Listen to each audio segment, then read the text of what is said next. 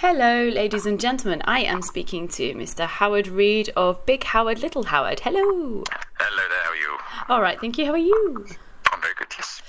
Fab. Tomorrow you have a show with us at Bedfringe at 7:30. This is your Man and Boy Edinburgh preview. What can people expect coming to see your show if they've never seen any of your stuff before? Well, I do, and I'm in the world's first human cartoon double act, where it's myself and Little Howard, the world's first and only 6-year-old animated interactive stand-up comedian. And basically, we're a double act, but one of us is a cartoon boy. That's excellent. And we've been going for some time, and this is sort of a combination of the best of and some new stuff. It's called Man and Boy because it's about a man and a boy, but it's also about that I've been performing this act, Man and Boy. And so it's kind of the best bits because we've done lots of things. We've had a series on 3 series on Children's BBC. We've also done the Royal Variety Performance. We got nominated for the Perrier very long time ago. So it's the first time I've done a show for adults since about 10 years because the whole act got lifted by Children's BBC and turned into a family show. Yes. And that happened sort of after when I was sort of developing the act for adults for a stand-up audience, and I sort of left that on the back burner, and so I've got about 6 years of filthy ideas that I couldn't express because there were children in the room. No, so obviously. So it's sort of Little Howard, who's a 6-year-old sort of version of me. It's how a child views the adult world. Yes. If that makes sense. Yeah. So it's quite nice. You can look at some reasonably adult themes, but from a perspective of innocence and from an outsider. So it's a nice way of. So you can be really filthy, but without swearing. And you were with us for our opening event on Friday, weren't you? Yes, that was great fun. So we did a bit of there was a bit of cabaret. So it was us doing a double act, and there was some great music and some magic and fantastic Tim for time. Yes, fantastic Tim for time. He is a fabulous human being. So you've been going, what is it, 13 or so years now? It's Little Howard is coming up to his 14th 6th birthday. 14th 6th birthday. Wow, that's some kind of physics bending happening there. Yeah, he's a cartoon, so it doesn't do any aging. No, lucky. Unfortunately, I do. Sad. So you've been to Bedford and you've been to Bedfringe before. What is it sort of under the guise of other festivals and things? What is it that brings you back to Bedfringe? It's just a really lovely, friendly festival, and because it happens every year, you get a sort of comedy savvy audience. So people get the jokes. If you do something a bit clever, they get it. And the guys that run it are lovely, and and it's also quite close to my house. So, I'm in North Hertfordshire, so it's perfect. It's all the fun of the Edinburgh Fringe, but doesn't go on for anywhere near as long. It's not as far away. And added convenience. Yes. Excellent. That's always good. That's what we like to hear. Little Howard, your sidekick. Obviously, we're hearing from you today. Yes. What is Little Howard like? I've seen a little bit of him at the opening gala. He seems like he might be a little bit cheeky. What is he like to work with? He's more he's sort of innocent. He's little boy. He's 6 years old, so he doesn't understand a lot of the world. He misunderstands a lot of things, but also he's got the thing I've slowly realised over the years that he's got a heart of pure rage. Most kids, and actually sort of.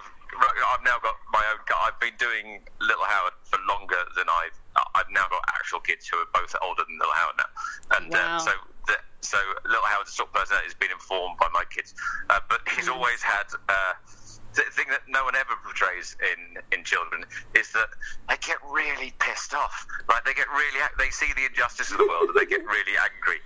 No one ever sort of portrays that. And because they're people, they're just smaller people who know less about the world than the bigger people. Yeah. And so he's got a real temper on it, which is great fun to play with because there's lots of sort of pathos and sort of emotion and lots, but certainly my earlier adult shows. with Little Howard.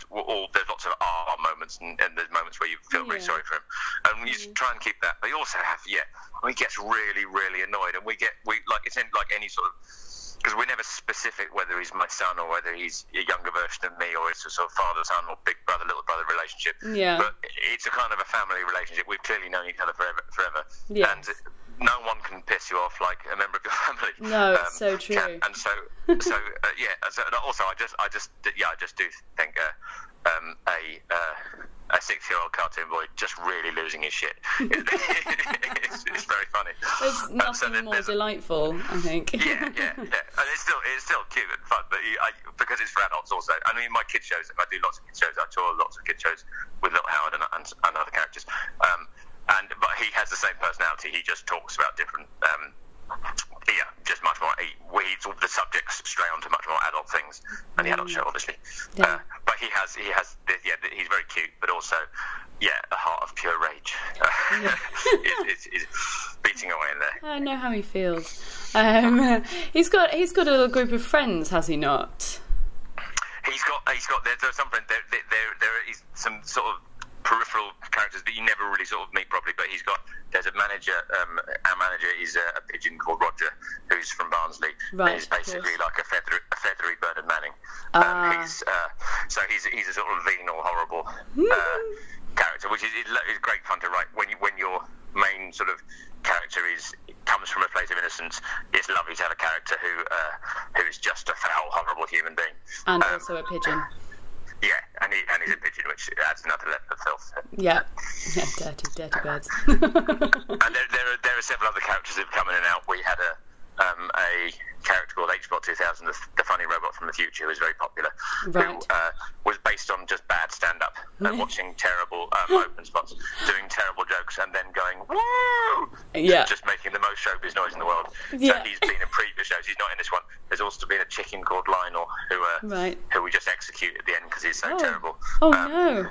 We've had other various other characters that sort of come in as they occur to me, and I think that would be fun to have them doing stand up. And I've also had other cartoon characters which I've got developed a way that I can perform stand up live as a cartoon character, and so can interact and banter with the audience. And with the other characters, like I did a show a few years ago where God turned up and performed stand-up to the audience and did a Q&A, which was fun. How did you manage to get a slot with him? I hear he's really busy. Well, you just have to do a lot of praying. Okay. And I developed that for a show that Robin Ince used to run at the Bloomsbury Theatre called 9 Lessons in Carols for Godless People. So I performed it to the Bloomsbury Theatre full of atheists, but I've also played it at the Greenbelt Festival, which is a Christian festival, and so it's really nice. To be able to, then it works at both. I mean, obviously, Greenbelt is. I don't know if you did it in a devoutly really passionate place, then they might try and burn you.